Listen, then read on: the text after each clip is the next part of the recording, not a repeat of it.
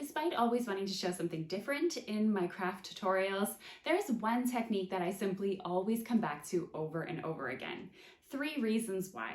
It requires very few supplies, I am guaranteed great results, and it's pretty quick.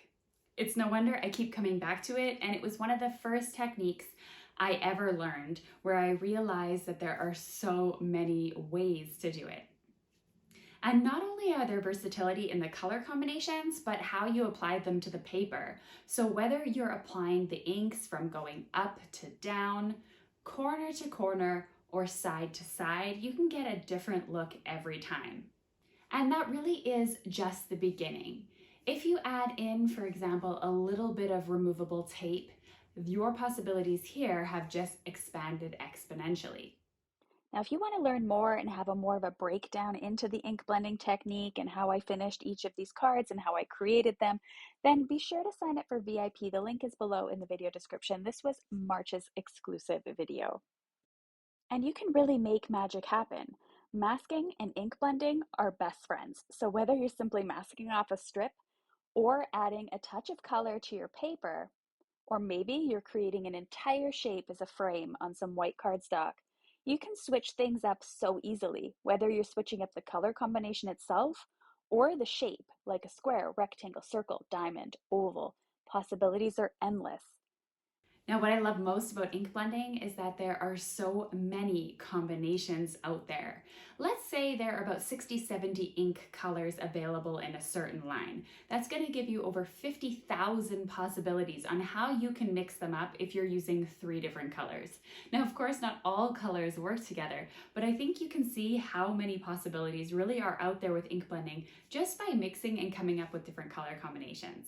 And let's not forget that ink blending techniques can also be applied through normal pattern stencils, which is also an inexpensive supply that you can add to your craft space. So whether you're simply adding a single layer to a card, or you might be blending over top of an already inked background for some extra texture, or maybe you're prepping your card for an extra special layer, ink blending can really add all the beauty a card needs. And let's not forget, if you don't find a way to use up all those backgrounds you've created, or maybe there's one that didn't turn out really all that great, you can easily die cut some pretty letters or sentiments out of them, or even make yourself some clever personalized cards and quotes.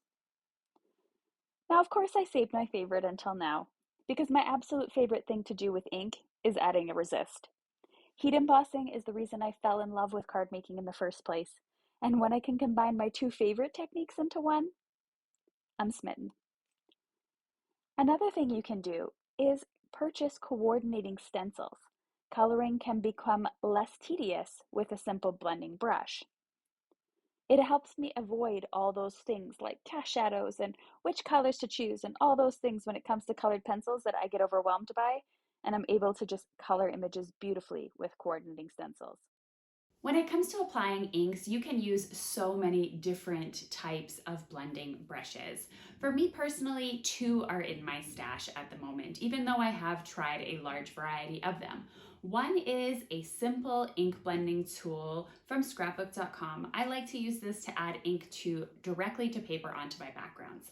I like to use a softer brush, so whether it's one of those makeup style brushes or one of these handheld ones, these ones for me work a lot better over top of detailed stencils. There's really no need to have all the different blending brushes out there, just give them a try and see which one is the most comfortable for you that gives you the best results. If you want to learn a little bit more about blending brushes and what are out there, then come meet me over here in this video and we'll have a chat about some of the different options that are out there and the pros and cons to each one. I'll see you over there. Bye!